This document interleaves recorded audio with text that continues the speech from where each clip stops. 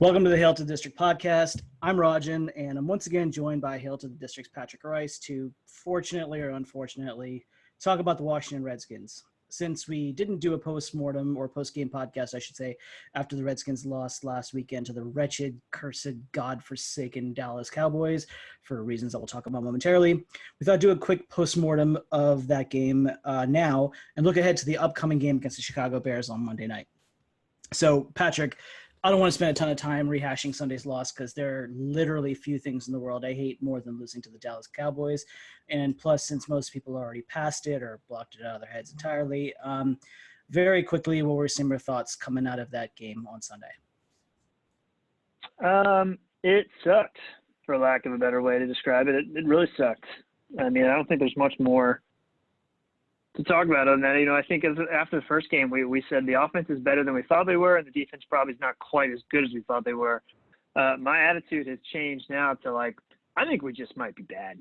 I know the Cowboys and Eagles are arguably two of the best teams we'll play all year, but when you go touchdown, field goal, touchdown, and it's 1st and 20, and Norman's 30 yards, it's obviously an exaggeration, off the receiver, and we're giving up 15-yard plays like it's nothing. I think our defense just sucks, and it sucks because there is a lot of talent on that defense. I won't be told otherwise, but I have moved into the Fire Gruden world because I think he's trying to get fired, and Nuski's awful, and I'm tired of it. And those are it's dude. Look, the dude can scheme an offense with the best of them, but at this point, it's like we're kicking a dead horse. It's the defense just sucks, and we've been saying that under Gruden for 6 years now, and I'm tired of it. So the game sucked. That's my opening argument. So, true story. I had a family gathering on Sunday, and I was beyond pissed off about attending said family gathering, on account mostly of the fact that I get 16 to 17, given the playoffs as well, good weeks of football 16. To watch. Good weeks of football every single year. And I hold those days really, really sacred. But I got to tell you, having not watched the Redskins game, I demanded that my cousins kept Red Zone on in the back corner, and I would kind of go back and forth during the course of the day. And not watching the Redskins up close lose to the Cowboys was so emotionally healthy for me. I was in such a better place at the end of Sunday, walking into the office on Monday morning, having not subjected myself to that agony, at least until I remembered how much of a tire fire my fantasy football team is. And it's another conversation for another day, but I was in such a good place having not watched that entire situation. I unfortunately subjected myself to the gluttony. I watched it again, the condensed version on YouTube. And it's like the old Yogi Berra, man. It's deja fucking vu all over again. The Redskins scored first again, they lost again. Just like last week, they look great, or for week one rather, they look great in the first quarter, and then they proceeded to shit the bed. It was literally almost exactly what they did in the Eagles game. For the first 20 minutes of the game, 20 minutes of game time, they played really well, and the last 40 minutes got absolutely obliterated. It was literally, it's almost to a T that the Cowboys outscored us 31-7 before we went up and scored some garbage time points to make us look better. I mean, what's the old saying? Fool me once, shame on you. Fool me twice, shame on me. At this point, to what you're saying, I've been fooled 15 years in a row. Exactly. We are what we are. This is what Gruden is. This is what this team is.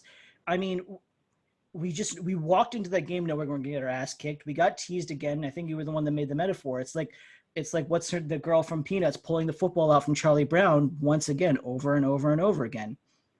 Sucks. Yeah, we had opposite viewing experiences. My brother-in-law got married this past weekend, so when I was watching the game, I was on my computer in the back of a basically family brunch with all of my in-laws, from cousins to brothers to the whole thing, and I excused myself about halftime, and my wife's uncle was like, "Is it that bad?"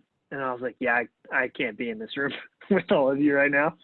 So put it this way, you're lucky you didn't really get to watch. I wouldn't have watched the condensed game because all you would have seen was Dak Prescott sit there, pat the ball 5 times, and then throw it downfield as a guy runs by Josh Norman for the 15th time. It's so stupid. It's I mean, I don't know the stat off the top of my head. I was looking at it earlier today, but we have some absurd stat where like more than half of the opponent's drives have ended in a touchdown or a field goal. Like that's like Miami Dolphins bad. And we were supposed to be good defensively. You alluded to it after the first 20 minutes of the game, exactly like I said against the Eagles. It was the Cowboys had six drives rather after the first 20 minutes of the game, and the Cowboys scored on everyone.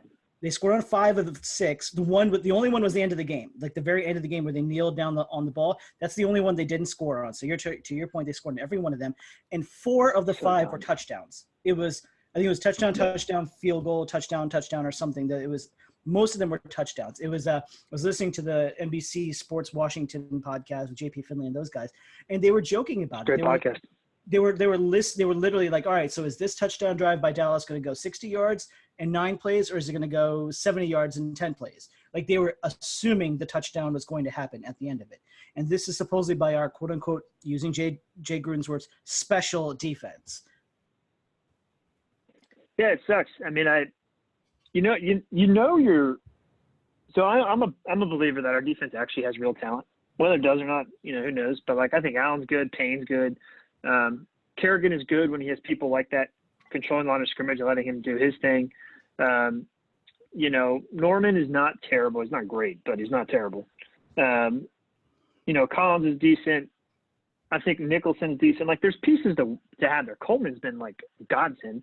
But if I have to hear one more goddamn fucking time that the call wasn't relayed incorrectly, or there's a miscommunication between the secondary and the linebackers, or whatever, I don't give a shit. I'm so tired of it. I don't get this agitated about the Redskins very often, at least not on camera. And I am like extraordinarily over it, because I think if we actually had someone in there that knows what the fuck they're doing, we'd be okay. And I'm like, if I have to watch Dunbar go down with cramps and not play it one more time, or Monroe, or whoever the goddamn cornerbacks are today, just take a bunch of guys off the street that want to play. I'm just like, I'm over it. That's why I moved into the Fire Gruden camp, because the needle hasn't moved in 6 years. I get that the Cowboys have a new offensive coordinator. I get that their scheme is better. I get that they probably could be a good offense by the end of the year. But you just can't let Dak Prescott walk in and do whatever the hell he wanted to do. I mean, do whatever he wanted. Outside the first quarter and a half, he literally, he might as well have been Tom Brady circa 2007. 3 touchdown passes for him. Zeke had 100 and a touchdown, which was a given. 4 different players caught at least 4 passes on the Cowboys. I mean, fucking Devin Smith, who's a scrap heap guy, literally probably didn't even realize he was on the roster, and he roasts Norman. I mean, it's a joke. Like, week after week, we've been saying this for years. I mean, since probably Mike Shanahan was the coach, or probably even since Zorn. Hell, maybe even Gibbs the second time around.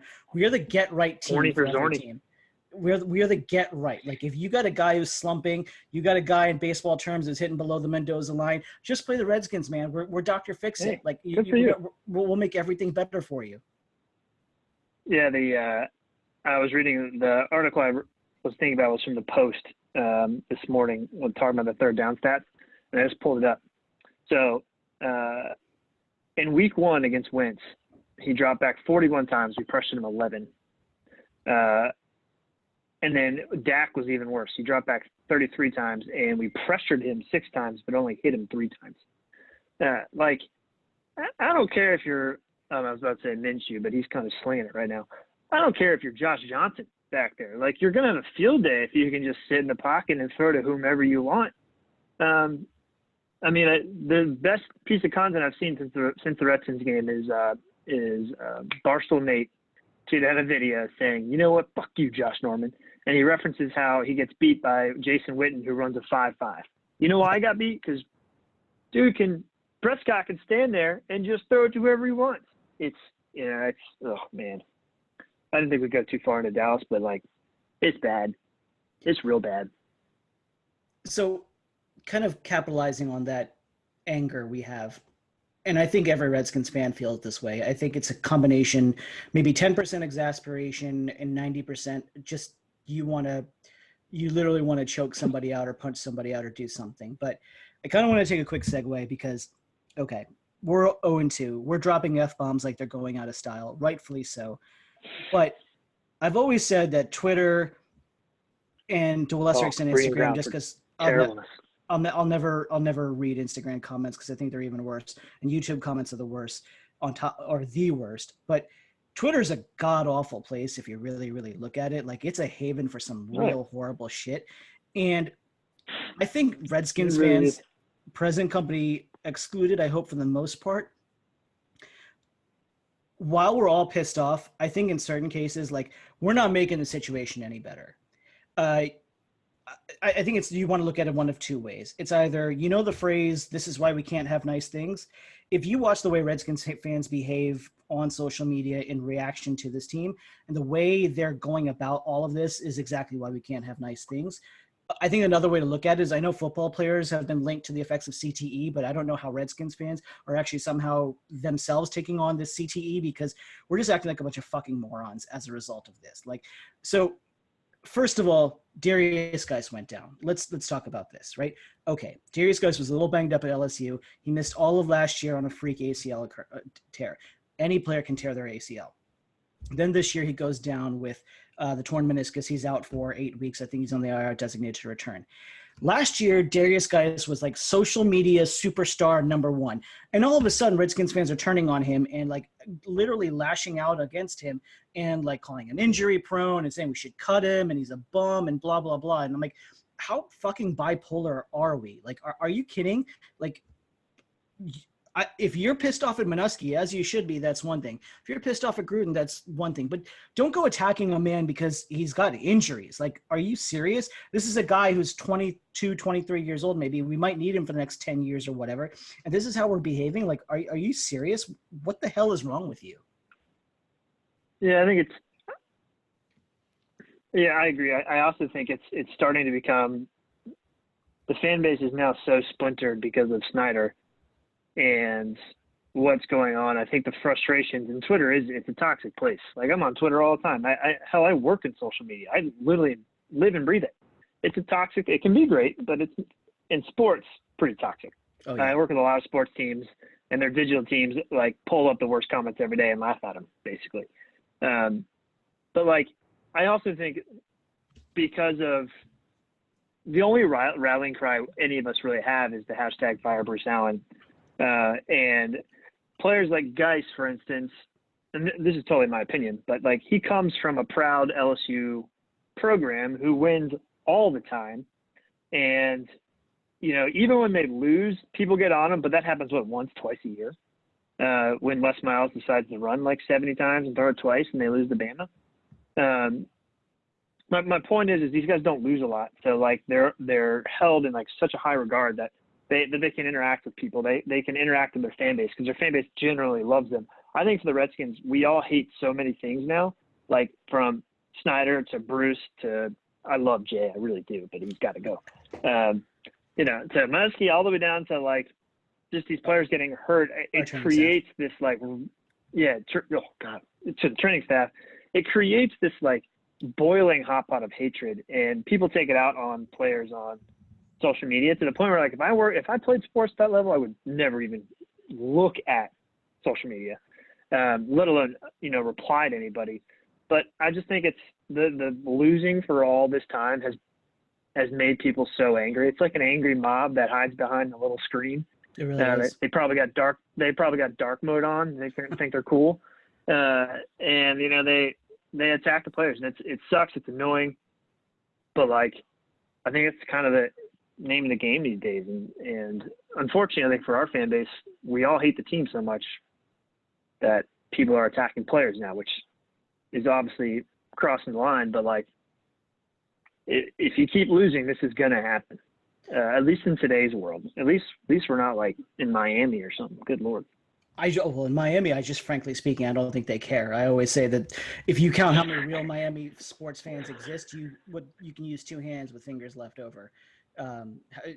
Take a look at a Miami Heat game since LeBron left, and you know how many real Miami sports fans there are. But getting back to the Redskins, people hating Case Keenum though is like, why? Like he's not our problem at all. So that's the other thing, right? Everyone is like, we need to start Haskins. I'm like, okay, listen. I'm pro Haskins. We're both pro Haskins, but if you want to make a laundry list or a sequential list of all the problems the Redskins have, Case Keenum is not near the top 7 or 8. Like, he's not. I mean, has Keenum missed shots? Bottom half of it. Has he missed a couple of big throws? Sure, there were plays that were wide open. You know, he had the big bomb to McLaurin that he overthrew. He had I think it was the opening play against the Dallas game. He missed McLaurin again. Like, I can only imagine what McLaurin's stats would throw it wide. Just throw it wide. If he actually did connect on those. But again, going back to the Redskins fans thing, we were demanding that the team wins games, but we're then asking the team to play a rookie quarterback who, by all accounts, is not quite ready yet. Like, you can't have your cake and eat it too. I don't get it. We're just throwing shit against the wall, and I got more on that in a second. And then, you know, Haskins didn't make the situation any better because I think he tweeted this cryptic sheesh after Daniel Jones got named the starter, and people interpreted like he was, you know, he was reacting to the, you know, Daniel Jones being named the starter, but he has to wait.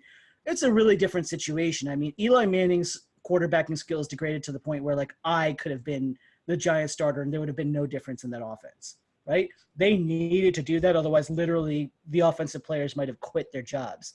We're not there. That's not what's taking place with us.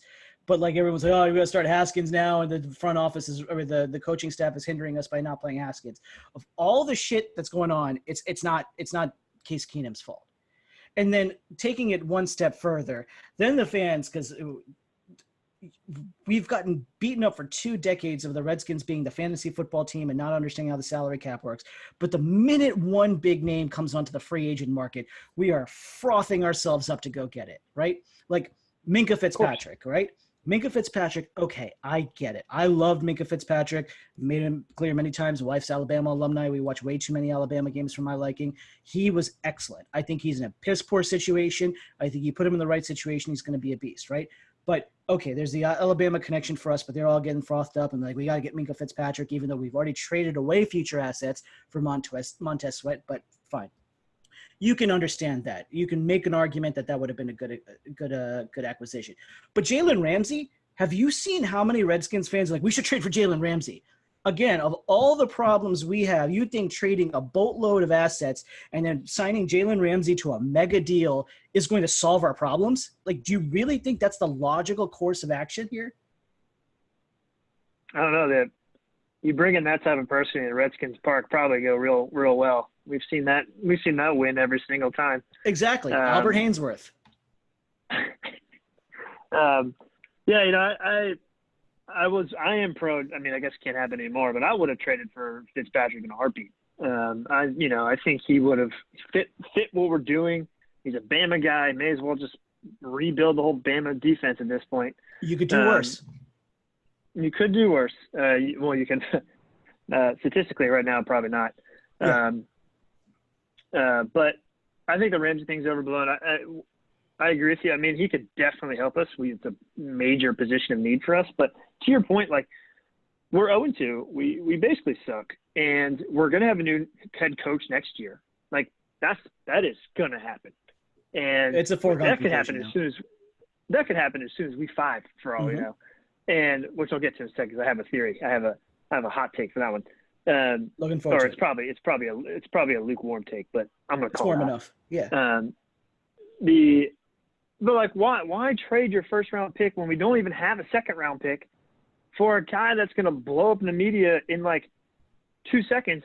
Also, if you're a Redskins fan at all, you know we play zone and he wants to play man to man. It wouldn't work. Do you really trust the fact? So Jalen Ramsey is not happy with the scheme he's playing. Do you really trust that we want to bring him here and put him in Greg Minuski's scheme? Do you have any idea that any belief that Greg Minuski is going to put this guy in a situation to succeed?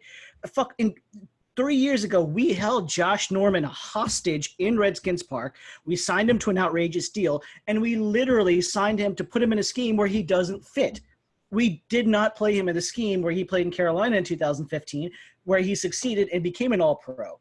It's not a thing where Josh Norman wasn't really that good. I mean, yeah, he might have been a little overrated based off a one-year sample, but we're playing him out of position. He's another guy where he's more of a cover 2 guy. He's more of a get your hands on him player. And you want to play long and try to chase guys who are who are a lot faster and more athletic than him in many cases. I mean, it's just Why absolutely not? ridiculous. Works out. That sounds like it'll work.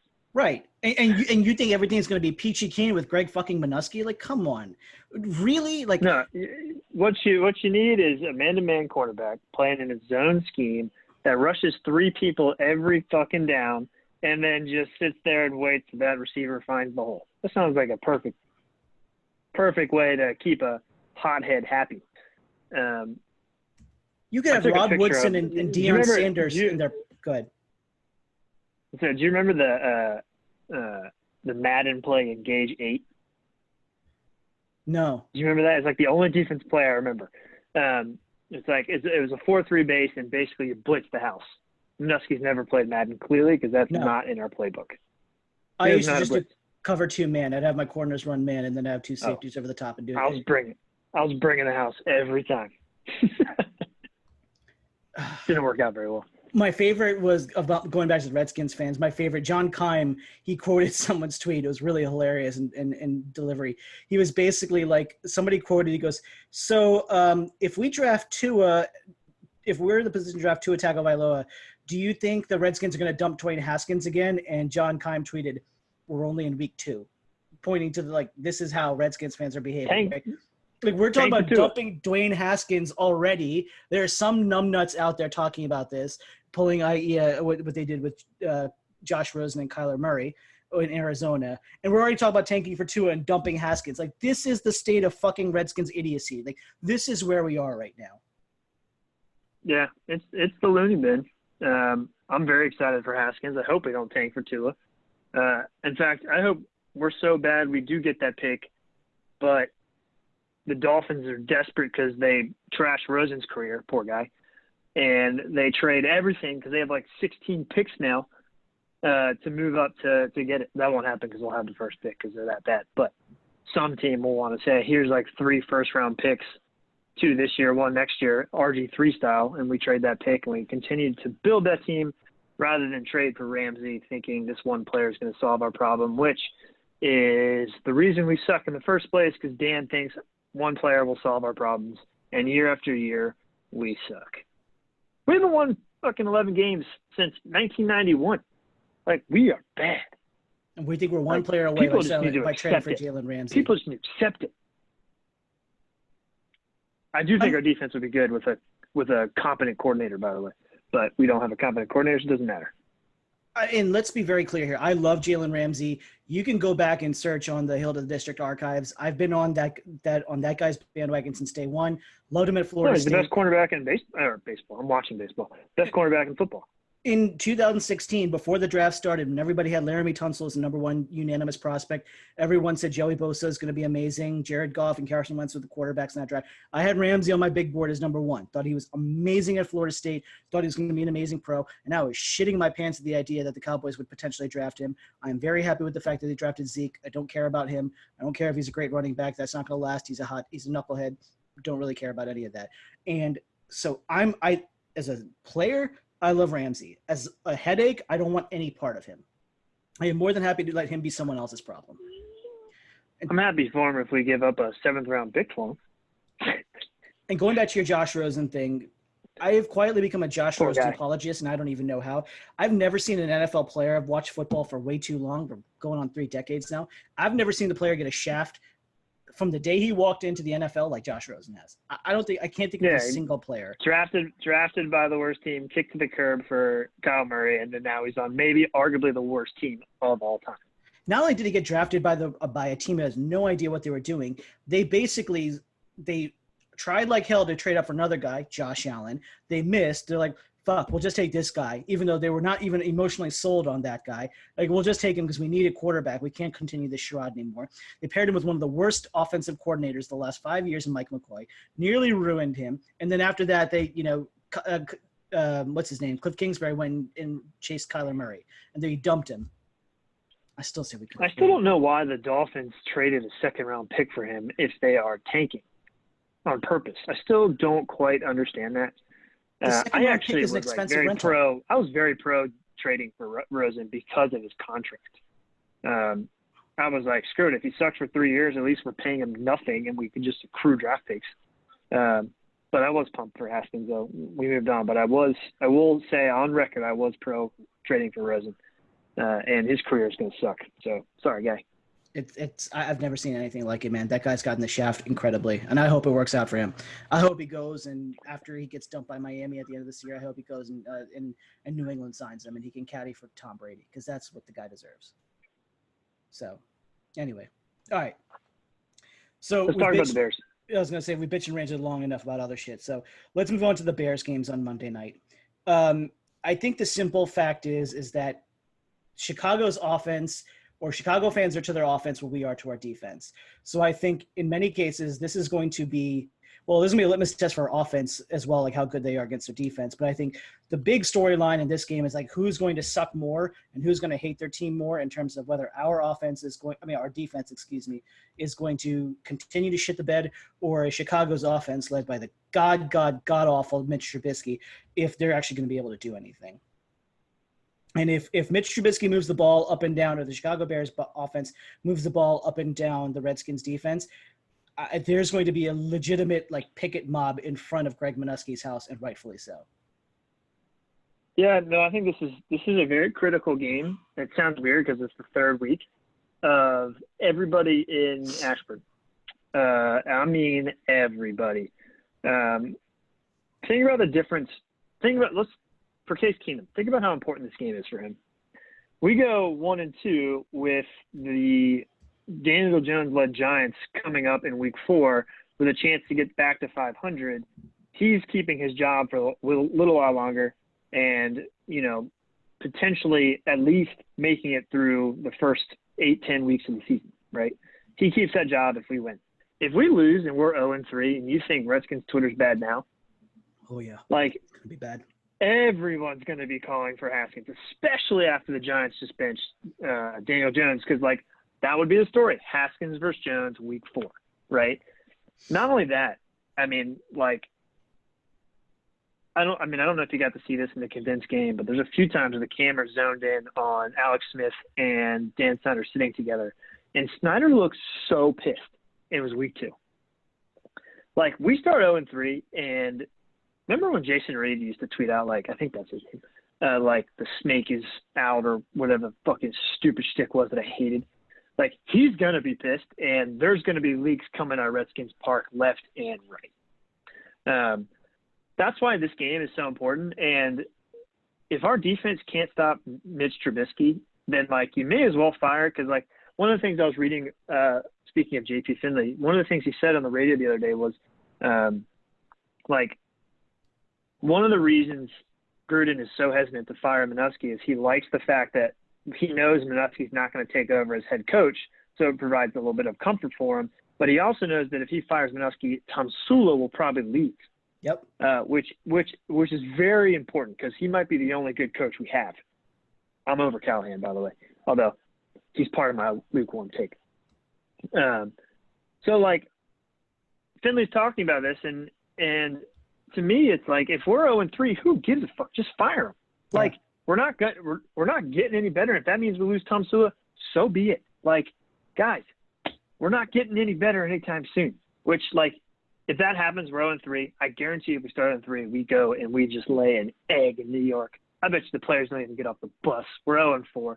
Then the Patriots come to town. We get absolutely smoked. Gruden gets fired.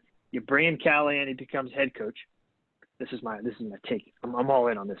Callahan becomes head coach. This is the Cleveland Browns part 2 for this year. Callahan becomes head coach. O'Connell becomes the official offensive coordinator. None of this Callahan has the run game. He has the passing game. Gruden calls the plays. Yeah, it's so stupid. He gets full offensive controls. Give the defense to Horton or somebody, and you just kind of stumble through the season and fire everyone with the idea that O'Connell is becoming the head coach, similar to what happened in Cleveland. I just went on a tangent there. I'm very excited about this. But I think they'd go straight to O'Connell. That's my only rebuttal to your lukewarm take. Yeah, well, this game leads the whole thing to me. If we win, everyone's quiet for a week. It sets up a chance for Keenum to go into New York and win. We're 2-2. Everyone knows we're going to lose to the Patriots. But then we have the Dolphins right after that. We're 3-3 after 6 weeks. Like, that's a possibility. But if we lose, I think everyone's done. And we like that Dolphins Redskins games for the first pick. Like, that's what I think. I didn't even think about the sliding doors, 2 different scenario outcome, but that's like actually 100% accurate. Like, there is absolutely a world that we're 3-3 after 6 weeks, which would be absolutely unfathomable to think about minutes after the Cowboys game. Yeah. Oh, because we're not tanking hard enough. Yeah. 7-9, here we come. You know, it's funny you say that because, like, you could, if you were going to be a burgundy and gold apologist, you could say that, all right, you know, the Redskins played 2 teams that could be really good offenses, or we could look at them and say, hey, those are really good offenses. I think John Keim made this comment on his podcast and saying, you know, okay, at the end of the year, we could look back and say, well, the Cowboys and Eagles had really good offenses. So the fact that we shit the bed against both of them is tolerable or somewhat excusable, somewhat acceptable, right? But Chicago, getting back to Chicago is exactly the opposite. And I think that's why this is just such a, you know, as you said, a swinging gate. It's a huge game. It's a huge game. Because I think on one hand, I think the simple thing is Matt Nagy, I think, is a really creative coach, but sometimes he's one of those coaches. Norv used to do this way back in the day where he gets creatively cute. I think he outthinks himself sometimes, right? Like if you watch some of his plays, they're really intelligent. They're really smart. There's a lot of ingenuity, but then sometimes he does some really dumbass shit, like the way he's been misusing Tariq Cohen and David Montgomery this year. He's been handing the football to Mike Davis, who they signed in the free agency, who is like another textbook just a guy. I mean, he is such a jag, it's not even funny, right? Like David Montgomery is so far and away better, so is Tariq Cohen, and yet they're just keep hammering Mike Davis into the line of scrimmage. They're actually phasing Tariq Cohen out of the offense in certain cases. Like, it just doesn't make any sense for the shit he's doing. So, you know, the way he looks at things, I've always railed against the old guard of coaches who kind of do the same thing over and over. And Nagy's a little bit of the new guard. Like, he has fresh ways, but like at the end of the day, they don't know who they are. And I think that really comes down to Mitch Trubisky. My favorite stat was Pro Football Focus ranked Mitch Trubisky 32 out of 34 qualifying quarterbacks this season so far. And my other favorite comment about that is Kirk Cousins was actually 34 out of 34. So putting that out there. I can't believe that was pro Kirk. What a terrible take. He's looked so bad in Minnesota. I thought the first year, like, I thought the first year was like one of those everything can go wrong, has going wrong type of years. And I thought, all right, they'll kind of get their shit together. Another season there, they'll reduce the workload on Kirk. He'll be fine.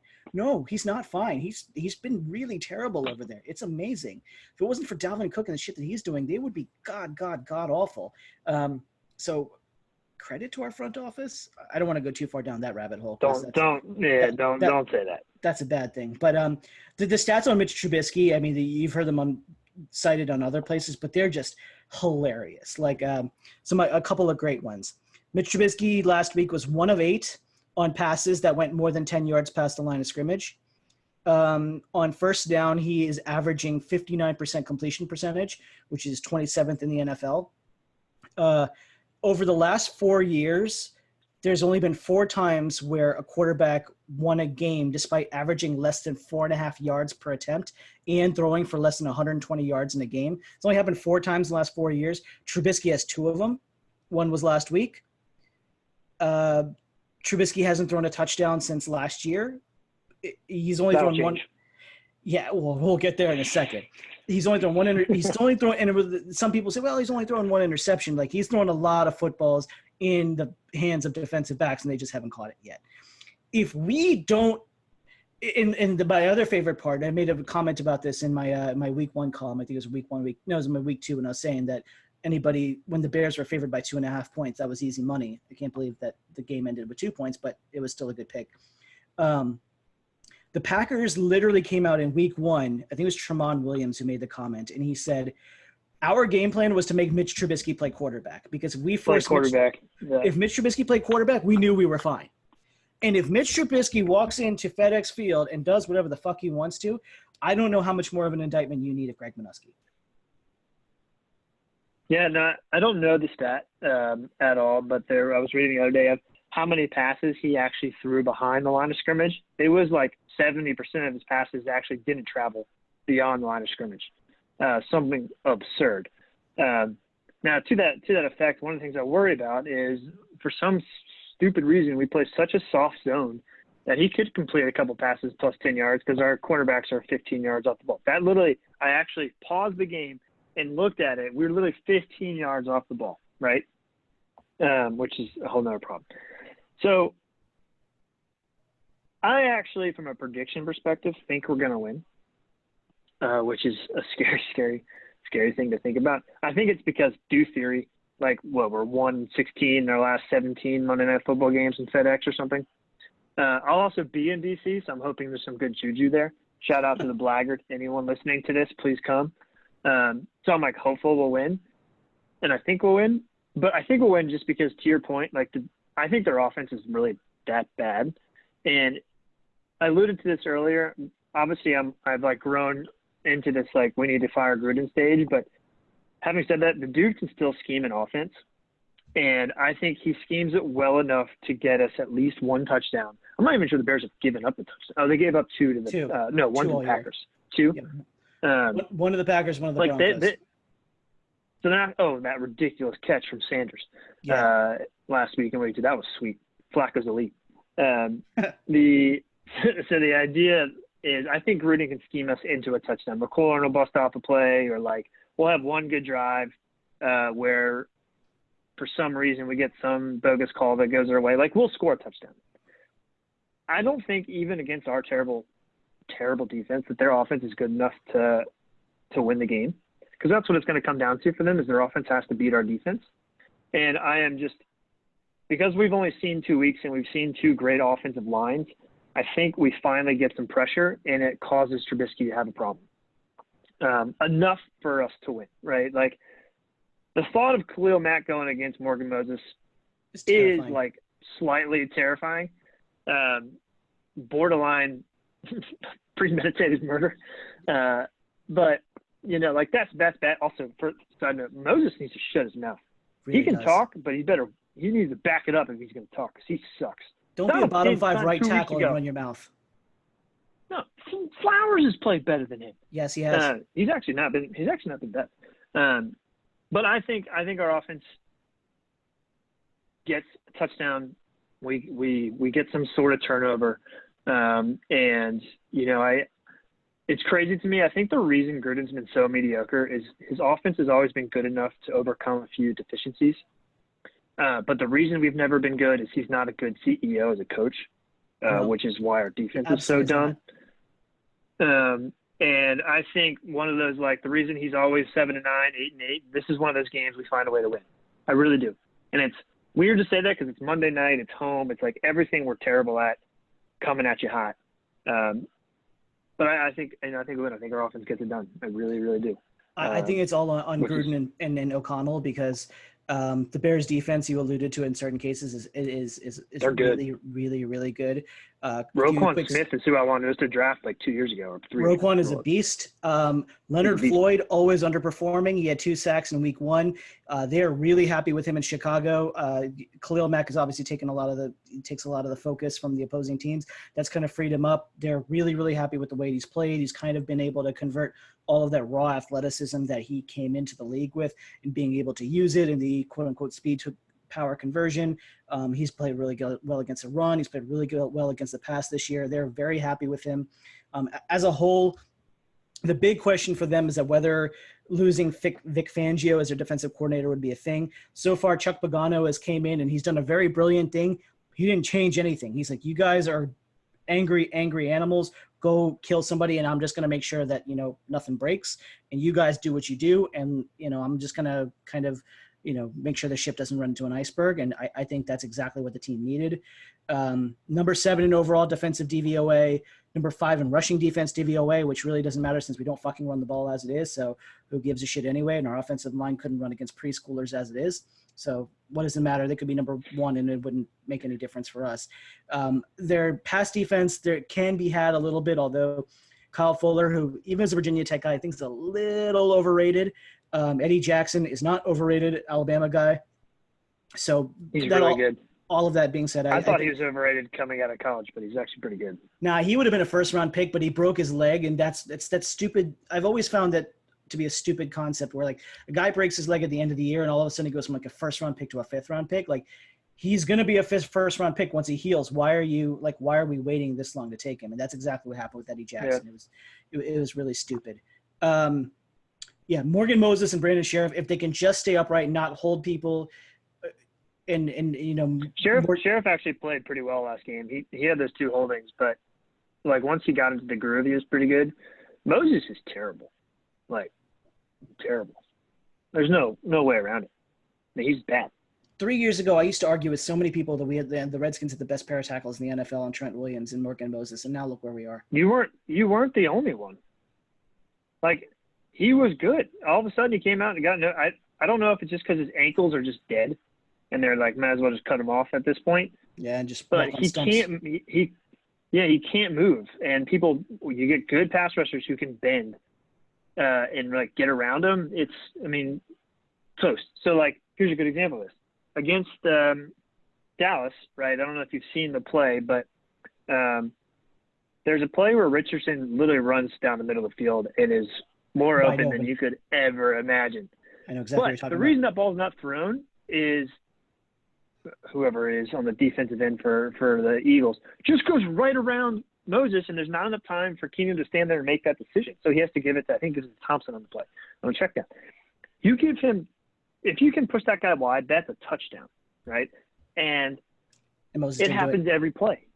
It happens every play. Yeah. If we're signing a guy 3 weeks ago that was retired playing right tackle last year for the Raiders, who comes in and becomes our best tackle, you got a problem. Yep. And you know, you're a Tech guy. I'm a UVA guy. Shout out to my Who's, but like, I'm over Moses. I mean, we've talked a lot about through the years and a lot today of like, you know, fool me once, you know, et cetera. I mean, we've been talking about this guy now for 2 years, and every game, it seemingly he gets worse. And then he goes in the junkies and he's like, we don't need any 5 or 7 yard plays. We need some of those big plays. Well, do your fucking job, man. Like, you want big plays, you block that guy, that's a touchdown.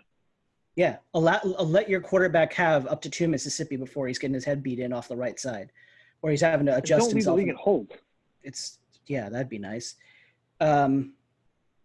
Another whipping guy who on the Redskins, who is I think going to be a major subplot in this game, or going to have him be a part of a major subplot, is Josh Norman, everyone's favorite Redskin, who has been, as we said, absolutely terrible.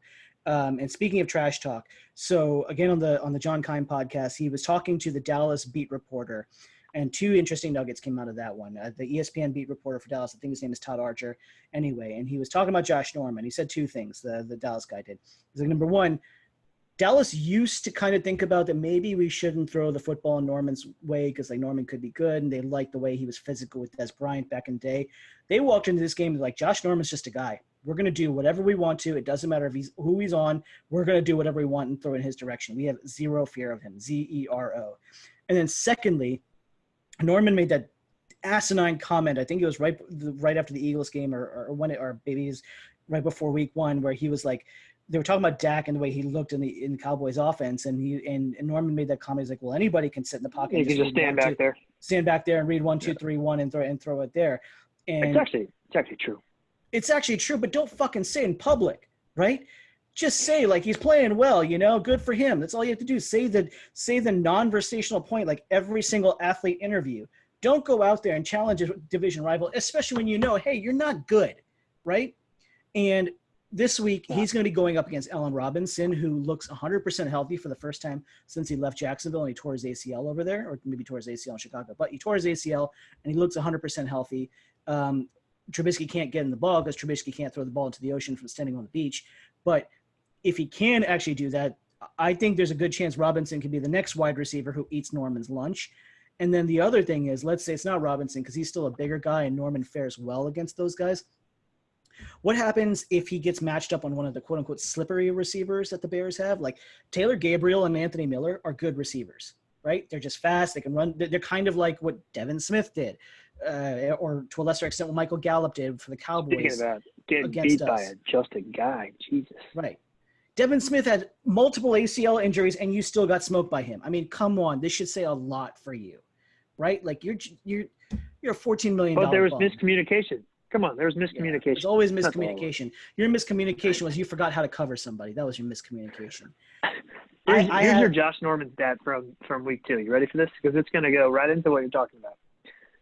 This is from the Post. Norman was targeted 7 times and allowed 5 catches for 95 yards and a touchdown for a near perfect 153.3 passer rating.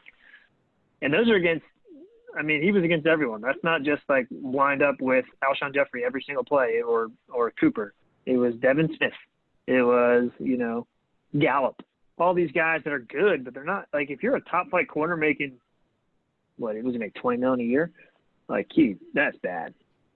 You're not lining up against Jerry Rice and Randy Moss, man. Exactly. You're lining up against above-average players to good players like Cooper and Jeffrey, right? The thing that I keep going back to with all of this is like, yes, on paper, we have the ability to limit Trubisky in the same way that he's been limited this season. We should be able to do this. We have an above average defense. We have more than above average talent in many cases. We should be able to limit Chicago's offense just like they've been limited all year.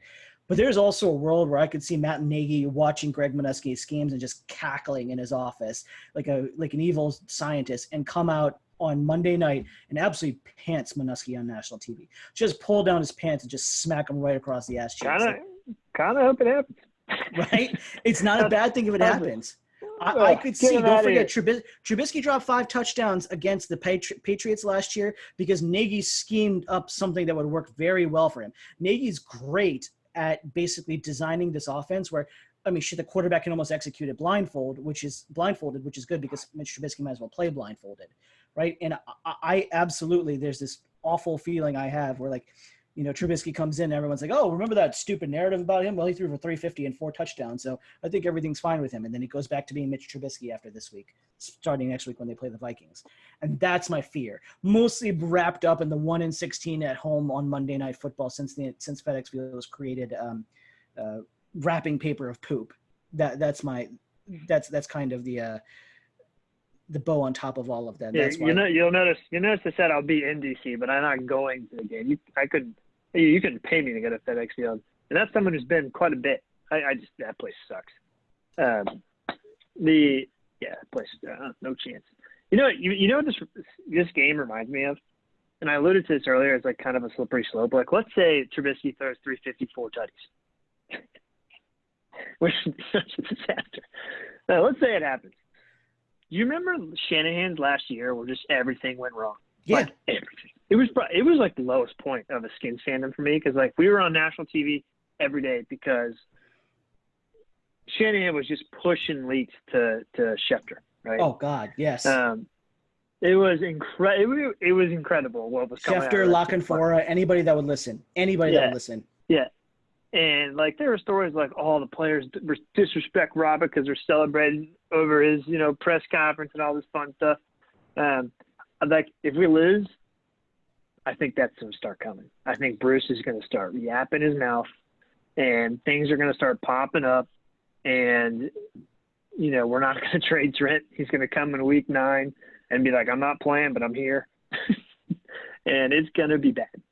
So – that's why I think this game is so important because it prevents that from happening. We have to win. I think the 2 lowest points in fandom of the last X number of years as a Redskins fan, let's say I think it goes back 10 years if you want to call it from this stat. So number 1, do you remember it was Shanahan that year, 2013, where everything that went wrong, or everything that could go wrong went wrong. It was that December game against the Chiefs where we just got annihilated 45-10. The only game I've ever turned off. It's the only game I've ever turned off. Right? Like that was one of the worst games. It was very similarly. I watched it the first quarter. It was like, no, I'm going to go run errands instead. Like that was my decision tree for that game. After seeing a little bit, I'm like, yeah, I'm going to go run errands. I generally just walked away from football from the afternoon. That was that's 1A, and 1B would be Jim Zorn running the swinging gates as the massive fuck you to Dan Snyder. Like I think that was the other low point in Redskins fandom. That was Monday night, wasn't it? No, I think so. I think it was a Monday night against the Giants. I think it was a Monday night game on national. Right? So those are good omens right there. So bad. That Chiefs game, so I have a text thread of with friends. We call it the booze hogs. They'll be very excited that I just referenced that. And a friend of mine, Alex Kane, I'll never forget it. We all lived in D.C. at the time, and he texted me during the Chiefs game. I'm sad. I'm gonna watch, and it kind of went dead, and then all of a sudden it said Big Hero 6.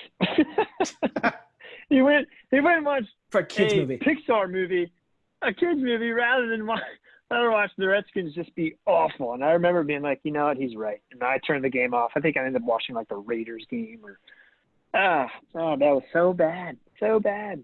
Yeah. No, and I remember the Jim Zorn thing. That was low. I don't know what the lowest point for me is. That Shanahan year. The lowest point for me was the Monday night game when the Monday Night Massacre has to be. The Monday Night Massacre is probably the worst. In Philly for it because I went to school in Pennsylvania. All my friends were Eagles fans, so we all went. I was the only Redskins fan at the bar. That was a low point for me. It got to the point where they just kind of like laughed at me, and we all had a good time about how bad the Redskins were. Now, the worst story I've ever heard around the Monday Night Massacre, and I'm going to shout out to one of my buddies. My buddy Tim, he's a big diehard Redskins fan. Tim's father is a diehard Redskins fan. He went with his fiance, who grew up an Eagles fan, and they just got engaged, I believe. Him and his fiance went to the Eagles game with his future father-in-law, who was also a diehard Eagles fan. So he had to sit there while his fiance and his future father-in-law are like cheering on the Eagles. It's pissing down rain, and he stayed, I think, through halftime, maybe the third quarter, something like that, if the story goes correctly. But he's saying there were like two Eagles fans talking shit to him, effectively speaking, in the middle of the Monday Night Massacre for tickets that he presumably paid for. Like, I genuinely cannot think of a worse situation to be in. I would have called it off. I would have called it off after that evening. I think I've been to 4 Monday night games at FedEx. I think one of them was the game we actually beat the Giants on the miracle fumble from RG3 to Josh Morgan. Somehow he caught it, and we ended up scoring and beat the Giants 17-16 in that like 7-game stretch when being a Redskins fan was cool. I went to the stretch was so great. It was. I went to the Steelers game when AB twerked all over us. That was bad. I went to the season opener. Yeah, that was bad. Yeah, the Panthers Monday night game where all we had to win was like one of our last 3 games to make the playoffs, and we didn't win any of them. And there was one more. Oh, the Cowboys game when Deshaun Jackson fumbled the punt and then scored a touchdown, and then we lost to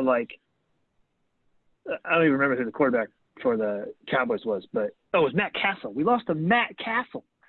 I don't remember. And the same year that we lost to the Panthers and didn't make the play. We didn't make the playoffs because we lost to Matt Castle. Oh, I hate him. So circling back to Monday night, to more Monday night heartbreak. You know what? Some people just want to see the world burn. I'm predicting a loss. Good. I mean, I don't blame you. We're not favored at home against a terrible team. I think that we're 6-point underdogs at home. Yeah, good. That's what I'm talking about. Right? Like that's how little we're thought of. That's actually against Mitch Trubisky. Is it 5.5? Is that what the line is? Are we plus 5.5? I heard 6 at some point. I'm going to check it momentarily, or right now, rather. Because I'll bet on the Skins for that. Yeah, I might throw a unit in that direction if we're. Oh, it's down to 4. Then I think the line moved. That means there's money going on in Washington's direction, which is not a good thing. No, I'm not surprised. I mean, 6 points is a home against a terrible team, even though we're terrible. Yeah. Basically, it's a toss-up. That was a bit high. All right, so I'm predicting a loss. I think it's going to be a close loss. No, you know what? Let's burn. I think Mitch Trubisky has a big game against us. I think Mitch Trubisky gets right against us. Burn it. And the national narrative is like Trubisky is just fine, and everything is not fine in Washington. So that's where I'm going. I think Trubisky is going to go for 270 and 3 touchdowns. That's what I'm going to say. Oh man! All right, let's say that happens. Does Minisky have a job on Tuesday? No, because they're going to say that that's actually a good point. No, because they're going to use the short week as an excuse, and then the Giants game will be the tightrope walk. Walk the plank. Walk the plank. Yes, yeah, right. And I think that's what it'll be. And then Minuski will I buy just another like week if they win against the Giants, get killed against the Patriots, and then everyone will, well, it's the Patriots, so everyone get killed, and then I don't know who we play after that. And then that's when everything Dolphins. right. So then they'll be like, oh, we'll be just fine against the Dolphins. So no, I don't think they're going to kill Minuski. I think Gruden, to your point about him being the CEO, is going to stick with him through thick and thin, even though there's no reason he should. Yeah, I mean, I understand the whole like pride thing. It's a dangerous thing, but like, imagine if we had Wade Phillips.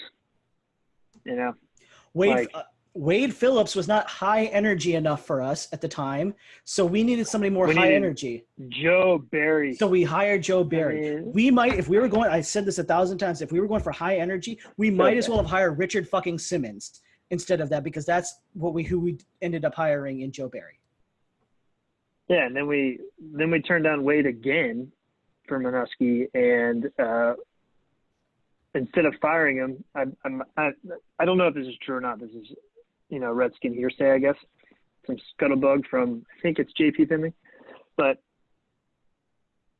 Gruden wasn't the one that brought in Todd Bowles or Greg Williams, and he didn't want to fire Minuski because of it, because he didn't want them sitting there waiting in the wings. That's like, dude, if you want to be a successful coach, like in this league, you have to have people around you. You have to be the CEO. You have to, like, your lieutenants have to do their job. I mean, look at, like, Seattle. I say that because I'm here. But Pete Carroll basically runs the whole ship, and then all those guys, like, take his scheme, make it their own, and go do it. And now they're all becoming head coaches elsewhere. Pete Carroll also has the advantage of a general manager and an ownership group who know what the fuck they're doing. John Snyder is really good. We have a bunch of really smart people run by. Hey, we had their shining star McLuhan for a while. Yeah, look how we did that. We leaked as many stories about alcoholism into the media as we could, and then pushed him out the door, because that's how we roll here. Yeah. Ironically, Bruce Allen's drafts have been pretty good.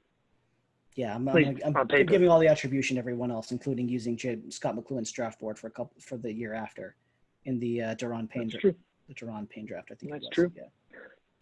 All right, so you're on record saying we are going to lose and lose epically. I don't think we lose epically, but I think we'll lose by double digits. Let's call it that. Let's just go watch the world burn, man. Jesus. That's epic.